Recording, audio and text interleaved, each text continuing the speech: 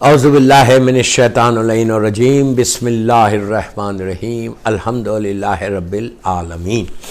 عزیزان محترم، آج میں بس 5-6 منٹ 7 منٹ بولوں گا ایک ایسے سورہ کے بارے میں کہ جس سے زیادہ ریکمنڈڈ سورہ رزق کے لیے کوئی نہیں ہے۔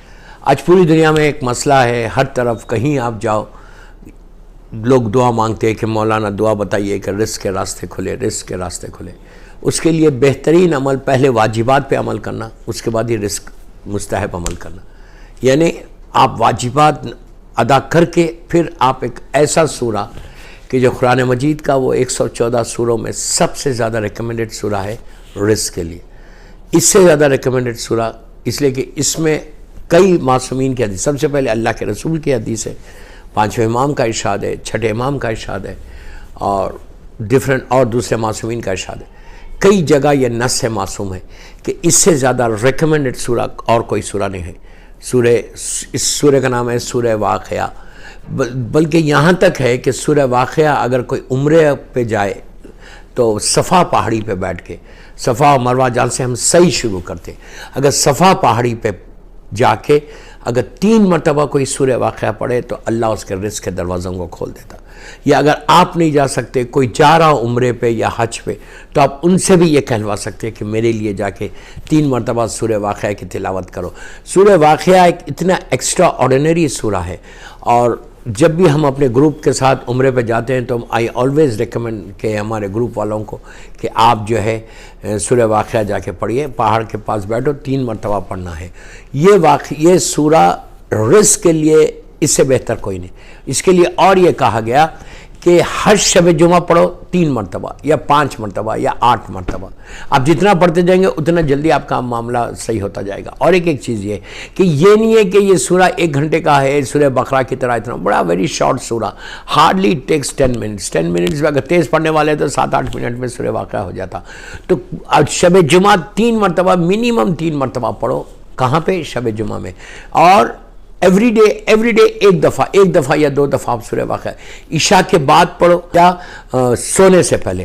5ویں امام محمد باقر علیہ السلام، اللہم صلی اللہ محمد ارشاد فرماتے ہیں کہ جو سورہ واقعہ پڑھے گا اللہ اس کے رزق کو کھول دے گا، 5ویں امام کا ارشاد۔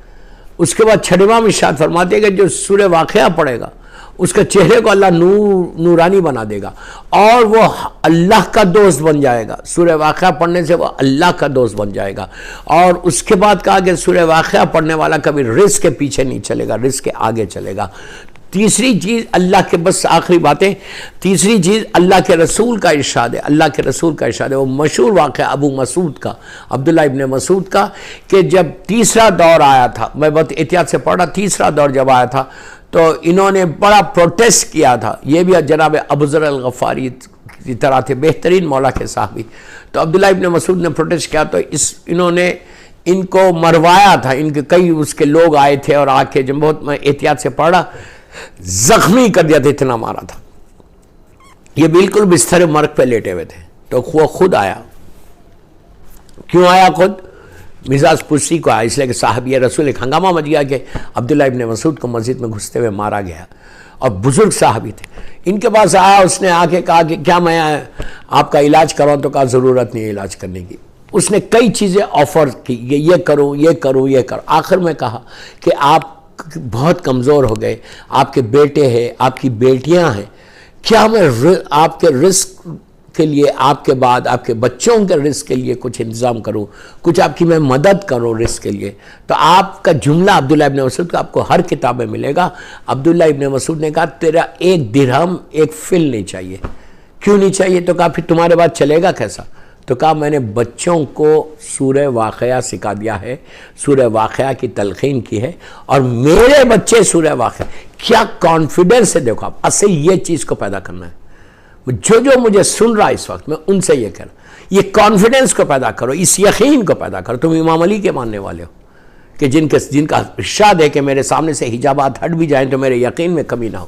یقین کو پیدا کرو، یہ ٹرسٹ ہونا اللہ کی ذات کے اوپر۔ اگر یہ ٹرسٹ تمہارے پاس پیدا ہو جائے تو سورہ واقعہ گولڈ کی مائن بن کے تمہارے پاس آ جائے گا۔ سورہ واقعہ پڑھنے والا کبھی رزق کا پریشانی میں نہیں ہوتا۔ کیا کانفیڈنس تھا، وہ اتنا بڑا آفر کر رہا خلیفہ وقت کہ میں آپ کو فائنینشیلی ہیلپ کرنا چاہتا، کہا تیرا پیسہ نہیں چاہیے، تو یہ مت گھبرا کہ میرے بچوں کے رزق کا کیا ہوگا، میرے بیٹے کا رزق کا کیا ہوگا، اس لیے کہ ان کا جملہ اس لیے کہ میں نے اپنے بچوں کو سورہ واقعہ کی تلقین کی ہے، اور میرے بچے روزانہ 3 مرتبہ سورہ واقعہ پڑھتے ہیں، جس سے مجھے یقین ہے کہ میرا پروردگار کبھی ان کے رزق کو نہیں روکے گا۔ تو بس دوستو، میری ایک ہی خواہش آپ سے کہ سورہ واقعہ کی تلاوت اپنے، اگر پڑھنا بھی نہیں آتا نا، ٹیلی فون پہ ڈاؤن لوڈ کرو اور ڈاؤن لوڈ کر کے سن لو، کوئی مشکل نہیں ہے، لیکن سورہ واقعہ ہر آدمی پڑھے کہ اس کی جاب صحیح رہتی، اس کا بزنس صحیح رہتا۔ سب سے بڑا ایشو یہ ہے کہ تمہارا رزق، لیکن کون سا رزق؟ حلال رزق۔ دیکھیں سورہ واقعہ کوئی جادو نہیں ہے، سورہ واقعہ پڑھ کے آپ وہ سارے کنڈیشنز اس پہ اپلائی بھی ہوتے۔ آپ یہ نہیں کر سکتے جیسا رزق رکتا ہے، رزق کس سے رکتا؟ قطع رحم کرنے سے، رشتہ دار کے آپ حق کو ادا نہیں کر رہے اور سورہ واقعہ پڑھتے، سورہ واقعہ پڑھتے جائے، زعفران سے لکھ کے پی لیں، کوئی ایسا نہیں ہوگا کہ تم اگر قطع رحم کرو گے۔ یہ بھی کنڈیشن ہے، یہ بھی ڈیٹ از ویری امپورٹنٹ نا، کہ واجبات، مثال کے طور پر میں نماز ہی نہیں پڑھتا، نماز قضا کر رہا اور میں بولا میں واقعہ پڑھا، میرا تو رزق کھلے گا، کیسے بولے گا بھائی؟ رزق کھلتا ہے واجب کی نماز، واجب پڑھنے کے بعد، فجر کی نماز کے بعد زیارت وارثہ پڑھو، اس سے رزق کھلتا، لیکن نماز مس مت کرو، اگر نماز مس کرو گے تو رزق بند ہو جائے گا۔ سورہ واقعہ اسی وقت اثر کرے گا جو واجبات پہ عمل کرتا۔ دوسری چیز قطع رحم، صلہ رحم کرو۔ اگر تم واقعہ پڑھ رہے، 10 دفعہ واقعہ پڑھے اور تم بولو گے مولانا نے اتنی باتیں بتائی کہ سورہ واقعہ پڑھو میرا رزق نہیں رکتا، میرا رزق رکا ہوا ہے، تو چیک کرو اپنے آپ کو کہ تمہارے خاندان کے تعلقات کیا ہے، تمہارے رشتہ داروں سے تمہارا حق کیا ہے، کیا تم بات کر رہے کسی سے، یا تم کسی سے ناراض ہے اور ناراض ہو کے تم جو ہے نا بالکل وہ نہیں کر رہے۔ تو بس یہ کوشش کرو کہ سورہ واقعہ کے جو کنڈیشنز ہے اس کنڈیشنز کو اپلائی کرو، اس کے بعد یہ ایک بہترین گولڈ کی مائن ہے جو سورہ واقعہ آپ کو مل رہا ہے۔ صلوات پڑھ لیں محمد و آل محمد پر۔